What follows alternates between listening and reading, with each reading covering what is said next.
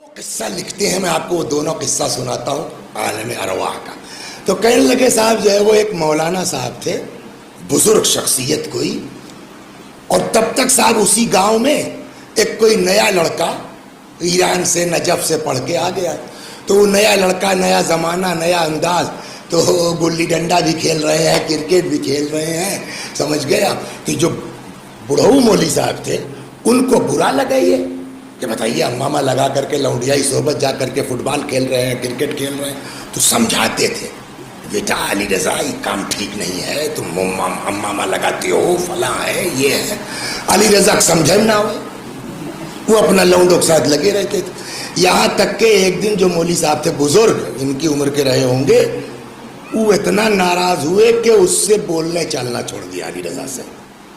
خود کہتے ہیں کہ ایک دن خواب دیکھا، سنیے آپ، محشر برپا ہے.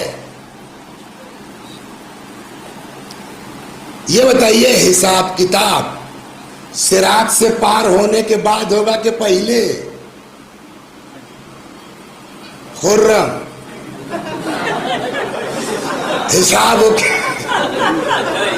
حساب و کتاب جو نہیں، خرم کو اس لیے آپ لوگ برا، اب بھائی ہمارے داماد ہیں تو ان کو نہیں یوز کریں گے. دوسرے کبے کہیں وہ ذرا سا بیل کے لیے کہہ دیا وہیں تک دیکھو گسانے ہیں تو لحاظ کرنا پڑے گا نا. صلوات بر محمد.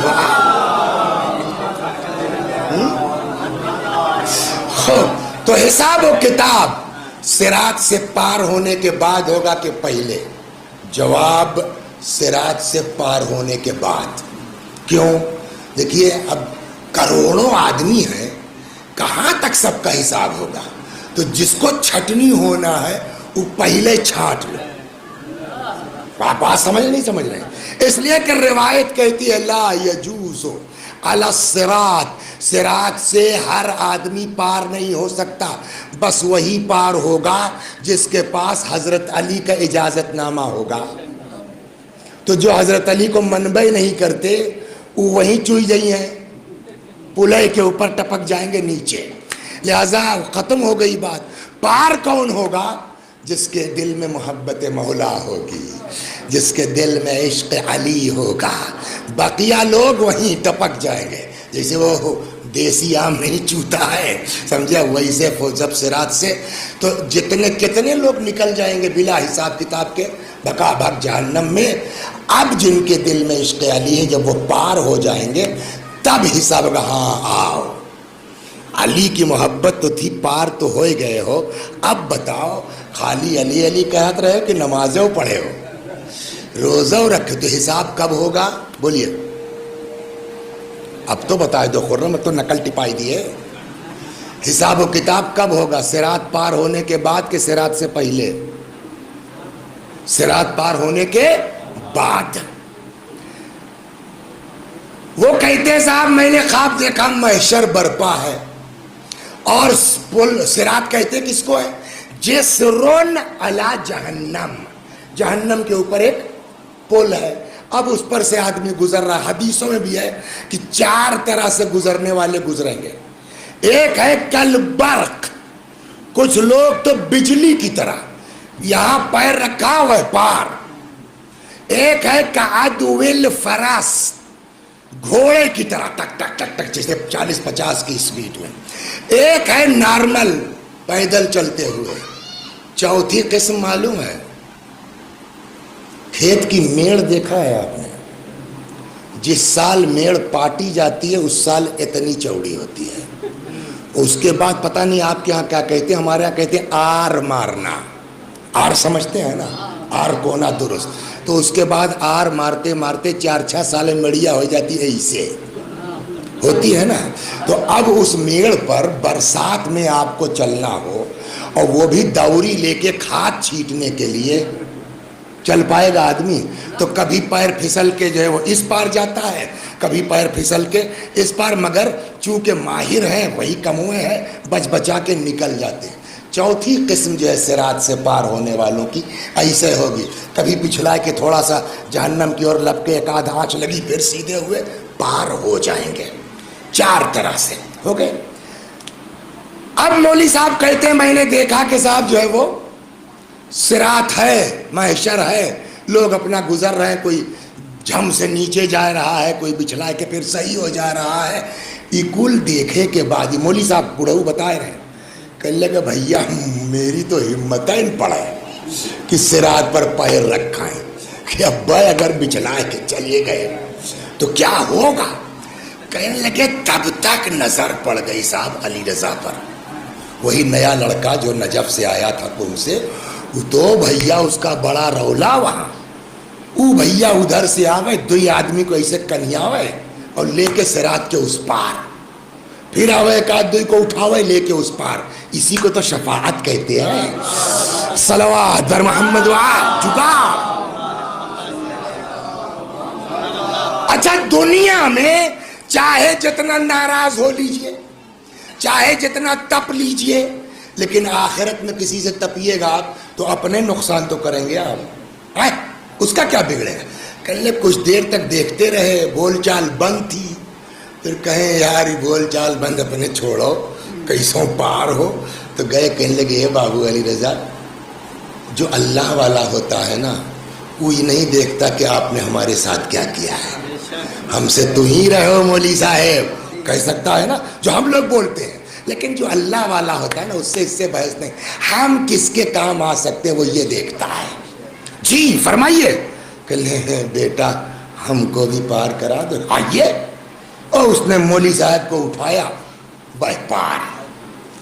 اب جب اس پار گئے تو دیکھا جو ہے وہ جگہ جگہ ٹول پلازا لگا ہوا ہے صاحب، چیکنگ لگی ہے.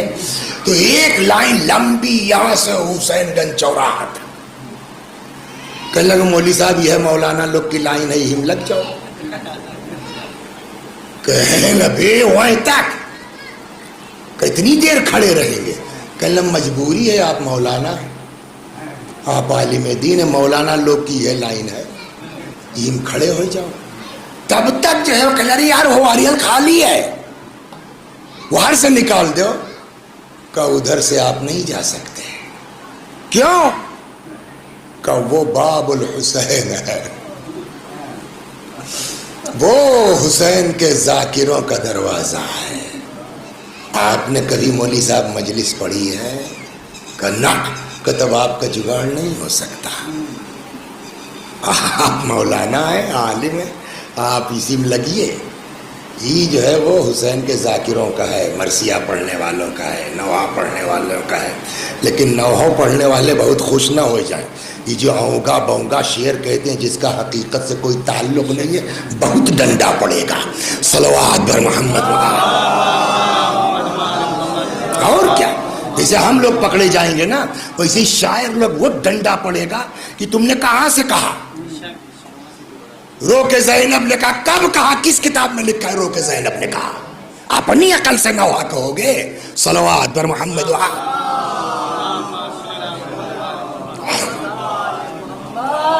لیکن یہ کہ جو واقعاً تقوی کے ساتھ، دین کے ساتھ صحیح شاعری کرتا ہے، چھٹے امام کہتے ہیں من قال فینا بیتن بین اللہ فی الجنت بیتا، جو ہماری شان میں ایک شعر کہے گا ہم اس کے لیے جنت میں، اللہ اس کے لیے جنت میں ایک گھر تیار کر دے گا. خوب. تو اب انہوں نے کہا کہ بھیا تو کوئی جگاڑ کرو. کہا مولوی صاحب مجبوری، آپ عالم ہیں، آپ کو تو اسی میں لگنا پڑے گا. کہنے جو خالی والی ہے، کہنے یہ تو حسین کے ذاکروں کا ہے. کہ کوئی صورت، کہ کوئی صورت نہیں. اب یہ کچھ کر ہے نا. ایک روایت سنا ہے، ایک لفظ ہمارے یہاں بولا جاتا ہے، رات ہی پڑھا میں نے وثیقہ میں، چیروری سمجھتے ہیں نا، سمجھے. روایت کہتی 5ویں امام سے حدیث ہے، رات ایسے ہی مجلس ہو رہی تھی، ریکارڈ 7 ذی الحجہ کے حساب سے 5ویں امام کی شہادت ہے. اس میں امام نے کہا کہ ان اللہ لا يحب الحاح، کیا ہے مومنین، کہ اللہ بندوں کا ایک دوسرے سے چروری کرنا پسند نہیں کرتا. اللہ چاہتا ہے جس بندے کو چروری کرنا ہے وہ ہم سے چروری کرے، آپس میں ایک دوسرے سے چروری مت کر. صلوات. اللہ کو پسند ہے کہ بندہ مجھ سے الحاح کرے. کیوں الحاح کا صحیح ترجمہ ہوا نہیں؟ تو میرا بندہ مجھ سے کہے، لیکن اب وہاں لگ گئے صاحب چروری میں، بابو علی رضا کچھ کرو. کہنے لگا تب مولوی صاحب ایک کئی جگاڑ ہے. کہا کیا؟ مجلس پڑھتے ہو یہاں؟ کہ تو کیا ہوا؟ کہنے لگے بھیا ممبر آدمی ہے نا. کہنے آدمی میں ہوں سننے والا اکیلے. کہاں پڑھیے؟ کہ مگر یار ہم نے کبھی پڑھا بھی نہیں ہے. کہنے آپ مولانا ہیں نا، کربلا تو جانتے ہیں، کتاب تو پڑھی ہے نا. کہاں سب معلوم ہے. کہ تو کہنے یار کب وہ پڑھا ہی نہیں ہے. کہتے یہاں کہاں نمبر میں لائٹ چلی کہ نہیں چلی، نعرہ لگا کہ نہیں لگا یہاں تو. کہنے تب کیا کرنا، میں بیٹھتا ہوں آپ پڑھیے. تو وہ صاحب بیٹھ گئے مولوی صاحب، لونڈا مولوی صاحب. اور بڑھو جو ہے اپنا اونگا بونگا جو بن سکا انہوں نے اپنا 2-4 جملہ مصائب کا پڑھا. کہیں تب اب آؤ. اب وہ کہتے ہیں کہ صاحب گئے اندر، وہاں تو معلوم ہوا کہ وہاں تو پہلے سے خود امام حسین بیٹھے ہیں سلام اللہ علیہ. خود امام حسین بیٹھے ہیں. جیسے اس کو دیکھا جوان عالم کو، مسکرائے، فرمایا کیا ہوا؟ پھر لے آئے. پھر لے آئے کا ترجمہ کیجئے کیا ہوا. یعنی اس کا مطلب اس سے پہلے بھی 2-4 کا جگاڑ لگا چکا ہے. کہتا ہے مولا لایا تو ہوں مگر غلط آدمی نہیں لایا، آپ کا ذاکر لایا. کہ اچھا کیا نام ہے؟ تو وہ جوان کو تو بھول گیا، تو علی رضا اس کی جگہ رکھ دیا نام. لیکن بڑھو کا یاد ہے اتفاق سے. کیا نام ہے؟ کہ شیخ رمضان علی. اچھا اس سے دنیا بھر میں رمضان علی نام کے ہوں گے، تو جلالہ پورے مولانا رمضان علی ہے ایک تو. لیکن یہ کہ وہاں نیت پتہ ہے کس رمضان علی کی بات ہو رہی. رجسٹر الٹا جا رہا ہے صاحب، کمپیوٹر خدائی چیک کیا کہ اس میں تو کوئی شیخ رمضان نام کا ذاکر ہی نہیں ہے. امام نے کہا کہ کیا بھیا علی رضا کس کو پکڑ لائے تم؟ یہاں تو ہمارے یہاں نام ہی نہیں لکھا ہے. وہ کہتا ہے مولا تو اس سے ہم سے کیا مطلب، جو آپ کے یہاں کی کلرکل مسٹیک ہے، نہیں چڑھایا آپ کے کلرکوں نے تو ہم کیا کریں. ہم اتنی گواہی دے سکتے ہیں کہ ان بڑھوں کی مجلس ہم نے خود سنی ہے. امام کو تو کل پتہ ہے نا کہ کیا کر کے آئے ہو. حضرت مسکرائے، فرمایا ٹھیک ہے جاؤ، اب جب لے آئے ہو تو کوئی بات نہیں. ایک چیز صلوات پر محمد یہ ایک ہو گیا. تو مجلس معمولی چیز نہیں ہے، اور جن لوگوں کو اس بات کا احساس ہے وہ کل کام چھوڑ کے مجلس کے اوپر لگے رہتے ہیں.